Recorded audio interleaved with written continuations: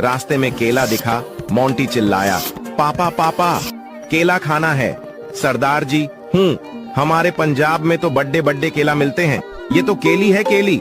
थोड़ी दूर आगे जाने पर समोसा दिखा। मोंटी चिल्लाया, पापा पापा समोसा खाना है। सरदार जी, हमारे पंजाब में तो बड्डे बड्डे समोसा मिलते हैं, ये तो समोसी है समोसी। ऐसा करते करते वो मोंटी को लेकर वापस घर आ गए और उसे कुछ भी नहीं खिलाया। मोंटी का गुस्सा 7वें आसमान पर था।